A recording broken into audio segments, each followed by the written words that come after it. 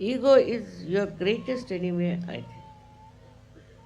And it is the one that really hinders all the wealth and beauty of your life. So if you could just see this ego, how it works, just you'll be enjoying it. It's a drama it plays. Alright? Let's have it. You can see the drama and then suddenly you will be amazed that you are not in it, you are watching it. When you are detached from your ego, you can see how it tries to entice you. And if you see around today, in these modern times, everybody is quite conscious of their ego, very conscious. And the way they are coming up in the newspapers or the way they are in some magazines, I'm quite amazed. I would feel shy to be there because it's so much of expression of your ego, nothing else. All kinds of things they start. They have competition of ego, lots of competition. Like they have a beauty competition, then they have another competition for Mr. You can say India, Mr. this thing, that. All these things actually give the person ego, and others also run after such competitions. They think, why am I not? I should be like that. So it's very deadening and absolutely blinds your mind that you think this is the way one has to be very successful. This success lasts for how long? It perishes in no time. But success in Sahaja Yoga is what will last forever, and everybody will remember it. The one who has this kind of a humble nature will be remembered for generations. I've never seen a statue of a person who has been egoistical. On the contrary, if there was some, they used to criticize. He was a very egoistical man. And nowadays it's impossible. Anybody who has ego, I don't think anybody is going to sing any songs about such a person or going to raise any statues in their name. We should not react. We should not react. If you see something wrong, all right, you meditate on that. You meditate. If you find anything wrong happening, all right, meditate on that. If somebody is unkind to you, at that moment do not react. Afterwards, when that person is quietened, you tell him or tell her. Because at that time when he's so volatile or she's volatile, if you tell, nothing will happen. Gradually, I don't say always you can win over such people, but gradually you may be able to make them understand that it's wrong. It's wrong to do things which they have been doing. Today I was thinking of telling you about the ego problem because I think everybody feels that that's the biggest problem they all have, and there's a big ego trip one gets into, and they don't know what to do with it. So first part, I will tell you how the ego rises and what it does to us.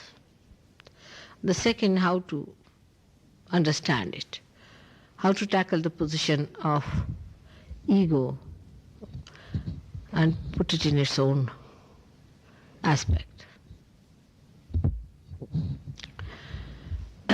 As you see in the map here, the yellow stuff that you see on top is the ego. The balloon that is yellow is the ego. You see down below, it starts from the Swadhisthana. This is the color of the bile within us. And this Swadhisthana chakra, which is for our creativity, is directly connected to that ego there. And when it starts rotating round the void and going to the various parts of the void, it collects all the problems of the void. Void is that green circle within us, where physically we have, in the void, we have uterus, we have kidney. It's a complete viscera. All the intestines, ascending, transverse, descending colon. Liver is the upper part of liver more. Then also pancreas and the spleen. So all the problems of these organs are collected by this chakra, which moves. It comes out of the Nabhi chakra and moves round and round and round and collects all the problems. It nourishes, gives power, the vital power to these organs, and also it generates necessary power for our creative action. It also collects the fat cells of the void, convert it into the proper cells for the brain, for its use, for the grey matter. All this work it has to do one chakra. It manifests aortic plexus outside. On the physical level, we call it as aortic plexus, and it has got 6 subplexuses which look after all these organs.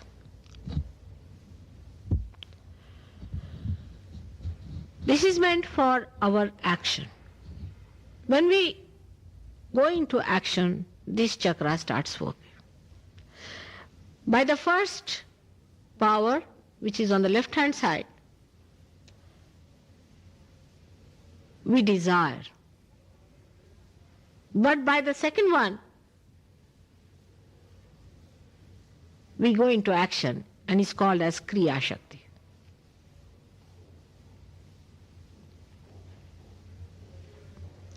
Now when this action starts within us, it produces the byproducts, or we can say all the problems of these organs, which are to be deposited somewhere, and they are all deposited in the brain as ego. All the problems that we have out of this creativity and the action of all these organs are to be counterbalanced. And as a counterbalance, the ego develops. For example, now I have to come to meet you all here. I had to get out of the house, I had to change, I had to drive, whatever it is. Then I came, I had to put in effort. I had to plan out how I'm going to talk to you. That I don't do normally, but I'm saying that generally people do it. And I put in the effort to come in. Now how am I to justify this, all this effort? What is the satisfaction that one gets out of doing this effort, this kriya, this action? We go on doing some action, And why should we do it? After all, action means, any activity means exertion, botheration, problems. The best is to sit at home and do nothing of the kind. But we do not do that. We take up challenges. We rush up to it. All this we do with our Kriya Shakti, with our right action. Because we do action, we have to have a satisfaction about it. As a reaction to that, ego develops. If we do not have the ego, we would not do anything. It's a fact. But ego is the one that rationalizes all our madness.